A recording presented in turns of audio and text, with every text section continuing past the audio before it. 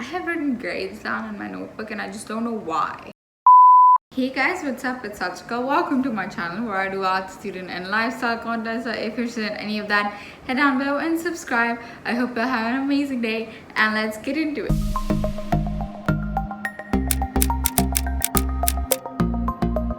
So today is one of the videos that I wanted to do about A-levels, but before we get into that, I just want to tell you guys that first of all, with my hair, I love my new hair. It's not red anymore, it's this like ashy green color at the bottom, which it looks kind of nice when you look at it in the light and you can't really see it. Second, I'm still in this setup because I still haven't cleared out the stuff in my room. It's not something I can clear out really, my mom has to do it. So there's that, but I will at some point film a video in that.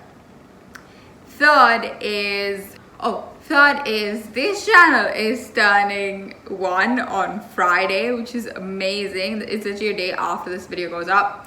So for whoever's been here or whoever is here now, thank you so much for sticking around. It's been a whole year for this. It's been a whole year of this and I am so grateful.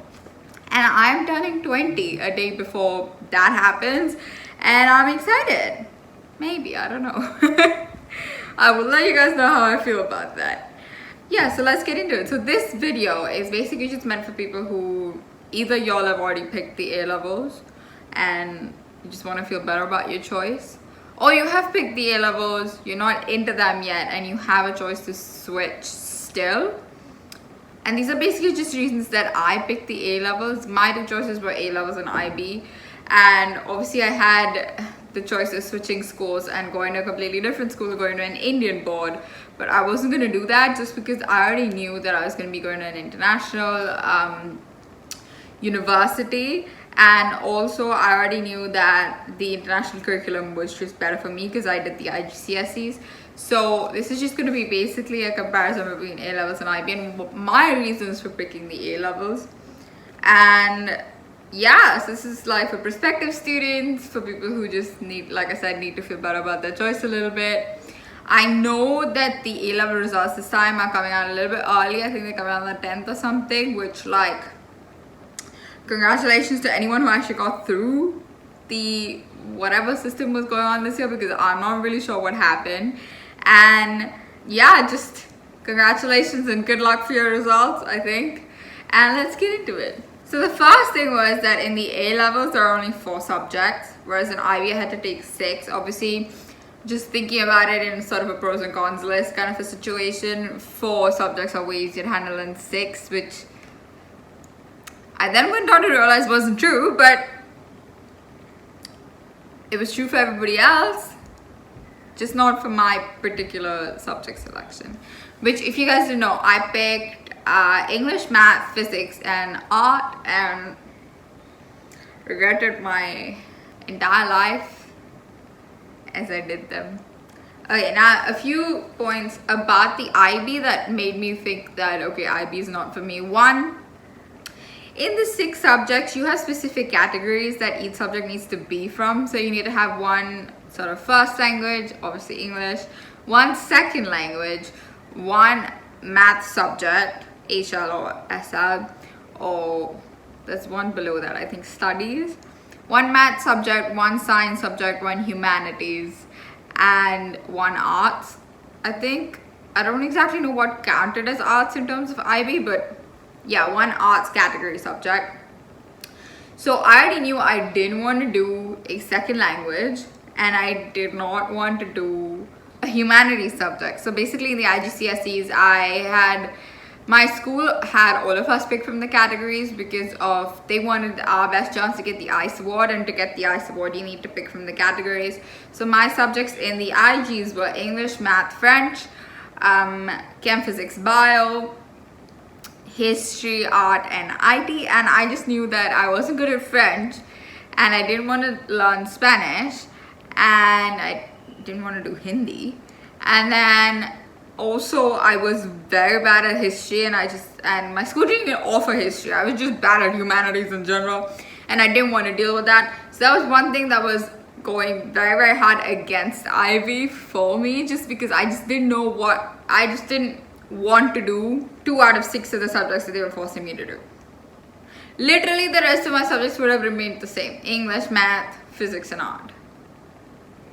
Just add French and history or something to that, and that would make my IB selection.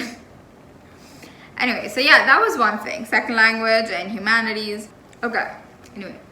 Yeah, so I already told you guys about my IG experience with humanities and stuff. So like I said, that was a huge contributing factor to me not wanting to do those particular subjects in IB as well. And lastly, the thing about IB art was really different, and just everything in IB was completely different. The way they dealt with the subjects, the way they taught them, the curriculums and all of that, entirely different from what I already knew. And to be honest, even like at the beginning of my ASLs, it took me like 3 weeks just to get used to what we were doing then. And we did the Cambridge IGCSE and then the Cambridge A-level. So literally it was the same sort of board setting, but it was just a higher board, and suddenly everything was different. It was like it was really strange for me. And so switching to a completely new system was just like, I didn't want to do it. There are a few regrets that I have when it comes to picking A-levels over IB. One is, I think that IB is just a more well-rounded curriculum compared to the A-levels, and I just feel like I would have learned more in IB. I don't know why, I just have this feeling.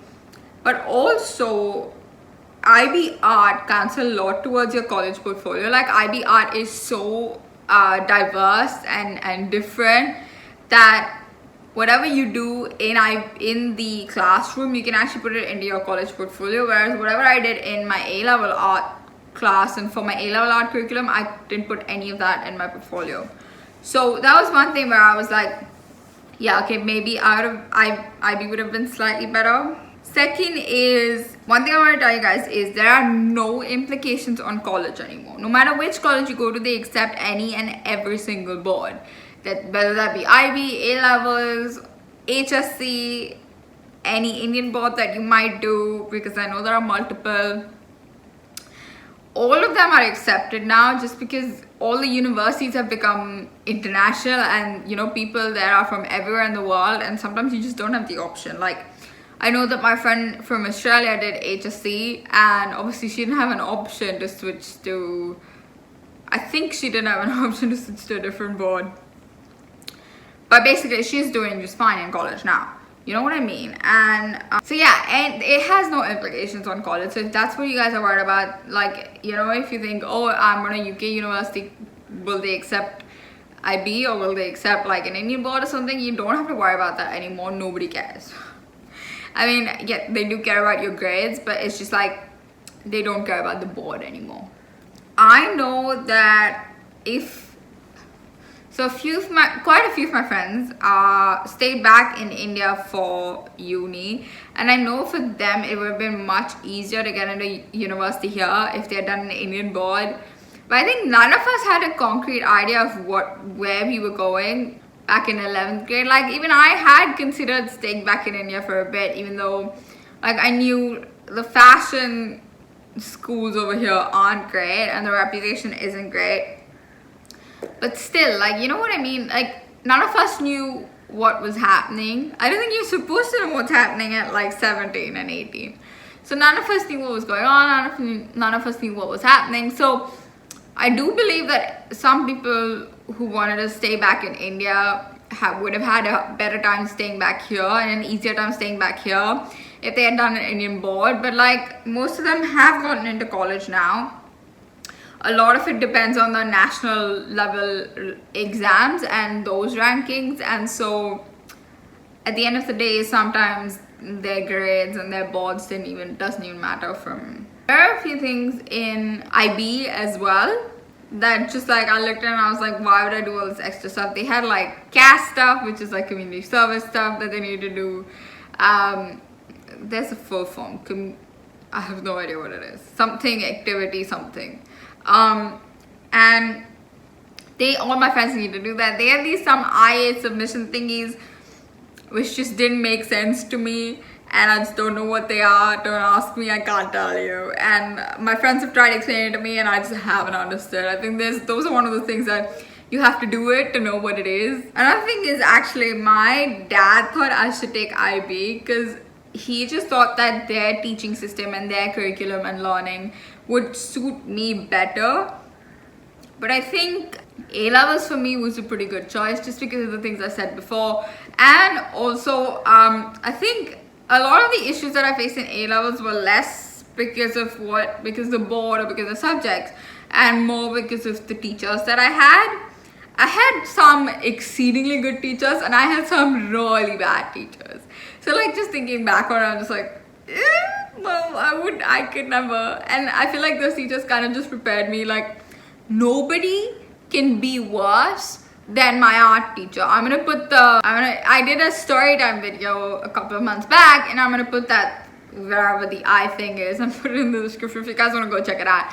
There are 2 parts to it, and it's such a it was a horrifying experience and I really hated it. It was horrible, but he did kind of prepare me for any kind of bad teacher that I could ever have in uni. Nobody can be worse than him. I guarantee that. Like, literally nobody can be worse than him. And that's what it is. And yeah, that's pretty much it for this video. It's kind of a short one, but I figured like people should know this, or like if this helps you make a decision in any way, or you know, if you just want to feel good about yourself for taking the board, then here was me, here was my experience, here was why I picked it. And yeah, so I hope you guys enjoyed this video. I hope you guys liked it. If you did, head down below and subscribe and leave a like on the video. And let me know which high school board you're in. Or if you are in A-levels, let me know if this did make you feel better about your choice.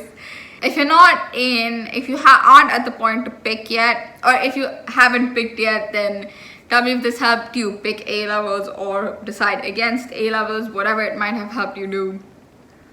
And yeah, that's it. Bye!